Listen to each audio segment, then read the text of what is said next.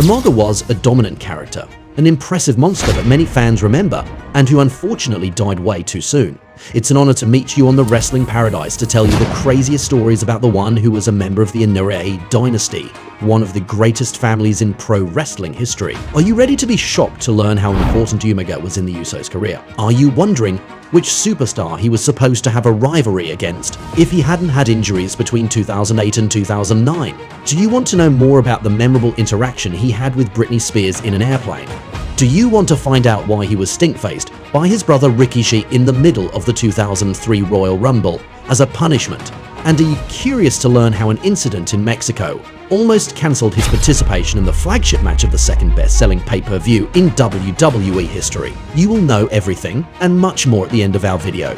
You are on the Wrestling Paradise, the most mind-blowing stories about Umaga. Let's go. In his first period in the Stamford Federation, when he was still Jamal on the 3-minute warning team, Umaga had some problems starting in the fall of 2002. On October 14th, with Rosie, they attacked the veteran Pat Patterson, on whom Umaga did Simone drop and a splash, but the legend will have his shoulder dislocated after this assault, and the Samoan will get into trouble backstage. He will be criticized for being too violent and brutal in the ring when the point in pro wrestling is to protect your opponent. Several wrestlers will complain about him, and with his physical and wild wrestling he could easily hurt someone. Looking back, the great Jim Ross, who was of course a privileged spectator of all of this behind the scenes, explains that according to him, the 3-minute warnings had this reputation because in reality they were almost too willing to impress the fans. The officials even told them often to slow down and protect their opponents. It was even more problematic because Umaga is also a force of nature, since Journey for Two, his nephew, said. He was changing a tire early in the morning. I'm walking across to take the garbage out. I see my uncle changing the tire, but the bolt was stripped or stuck, whatever it was. I kid you not, I see this man get frustrated and look at the little crowbar. He just stepped on it, and that whole thing popped off. He was strong. Can you only imagine the damage he could do to his opponents if he was also pissed off? In any case, they will punish him for what he did to Pat Patterson by making him get a stink face from his brother Rikishi during the 2003 Royal Rumble. A funny punishment, but it's always better than a fine or a dismissal. After being fired by the Federation for the first time, Umaga went to have multiple experiences outside the United States. He was able to explore the world of wrestling, especially in a ring standpoint, knowing that all of this took place when he was between 30 and 32 years old. Thanks to all these experiences, Umaga has been able to grow, and in December 2005, he will be rewarded. Vince McMahon's federation was impressed enough to give him a second chance, and he got a new contract with them in December 2005. Of course, it's great that he's back and that his efforts have paid off, but the big question was, what are they going to do with him now? Apparently, at some point the officials had an idea to create a heel faction, which would be called Black Friday Management, and which would have been led by the veteran Gary Hart, and of which Umaga would have been the star, in a rather mafia gimmick. They also wanted to have an Asian girl in it, based on the character of the schoolgirl Gogo Yubari in the Kill Bill movie. But in the end, this idea was abandoned. They will also try to do the 3-minute warning again. Since his cousin was still at the Federation, they will even have a non-televised match at Heat on January 9th, 2006, against Trent Acid and Bison Bravado. But it's also going to be abandoned, as told by the man who will become very important for the Samoan in the following months, Armando Estrada. When Umaga was re-signed, the idea was to reform 3-minute warning and that Estrada become their manager. But Vince McMahon first wanted Rosie to go to their Ohio Valley Wrestling Training Center to work on his fitness and lose some weight. But in the end, it's an idea that didn't happen. Rosie didn't stay in the company in one day. Michael Hayes, one of the officials, is going to call Armando Estrada and tell him that with Umaga, they will start right after WrestleMania 22 in April 2006, and that they are going to push them, so they have to be ready.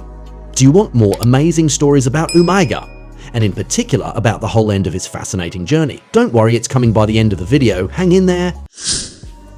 When he started to be pushed in the character of Umaga, things were also going well for him in his private life. So while for years he had been fighting to support his family by working hard and wrestling in Japan, he was able to move to Houston in Texas in 2006, where he bought a house for his family with the help of his friend Shelton Benjamin.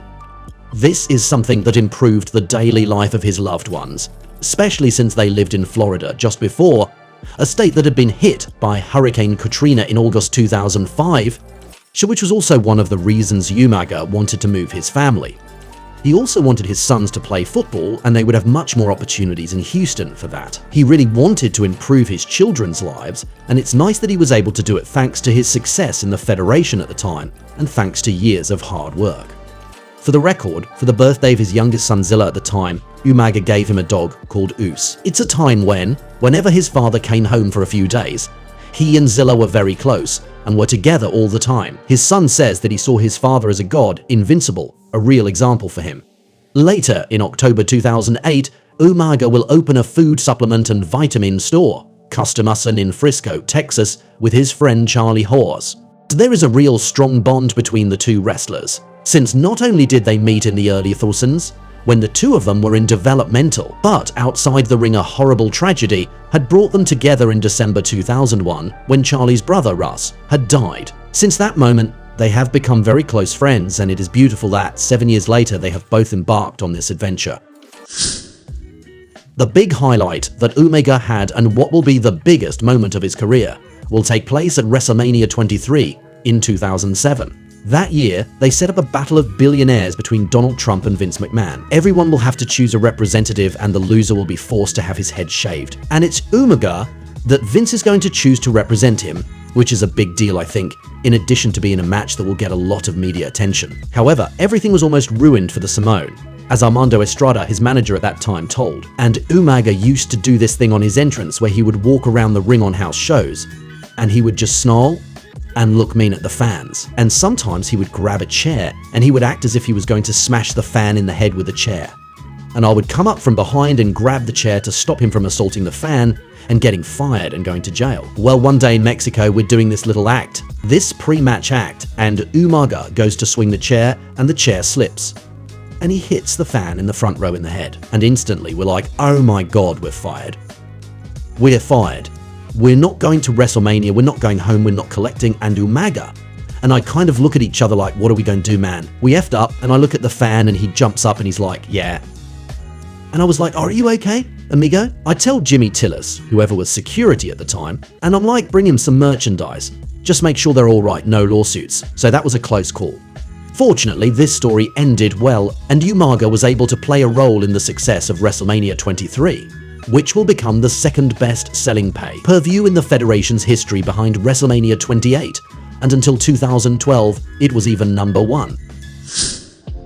At the moment when Umaga was no longer as dominant in the ring as he had been from his debut in the character, because of his suspension in the fall of 2007, the Samoan will also face a very difficult time in his personal life. While he was in the middle of a European tour in April 2008, his mother Firafatu died. He is going to take a break for only 2 weeks and then already return to the road with the company. And as if that wasn't enough, a few weeks later when he has been drafted to SmackDown with the possibility of really getting back on track, after this lesser period since the end of 2007, he will injure his knee at the beginning of August in a non-televised show. And it couldn't have come at a worse time, since apparently the Federation was planning to launch a rivalry between Umaga and The Undertaker, which would have been ideal to give him some exposure and importance, especially since at that moment on SmackDown, the feud between the Dead Man and Edge was still starting to be a bit too long in my eyes, even if I liked it. And we can only imagine the incredible chemistry that there would have been between the Samoan Bulldozer and the Phenom. After being fired by the Stamford Federation in June 2009, Umaga lived a period where he notably wrestled in Puerto Rico and participated in the Hulkamania Let the Battle Begin tour in Australia, with Hulk Hogan obviously. An element that is nevertheless intriguing at that time, according to journalist Dave Meltzer, is that despite his dismissal a few months earlier, Umaga had apparently reached an agreement with Vince McMahon's company to return to the 2010 Royal Rumble.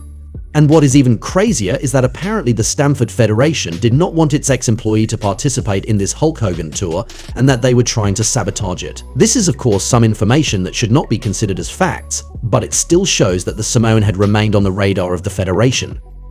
Moreover, at that time, Hulk Hogan was trying to bring Umaga to TNA, the rival company, but the Samoan would have told him that he wanted to remain loyal to Triple H and Stephanie McMahon because they gave him the opportunity in the past to have the best run of his career. A story that is totally to the credit of Umaga, returning from these shows in Australia A funny scene even took place on the plane. On that day, Umaga was with the legend Ric Flair, and it so happened that the singer Britney Spears was also in the same plane. At one point, she came to introduce herself to them, but it was not to the Nature Boy but to the Samoan that she spoke because she recognized him, given that her ex-husband Kevin Federline appeared on Raw at the same time that Umaga was there. Do you realize this incredible scene?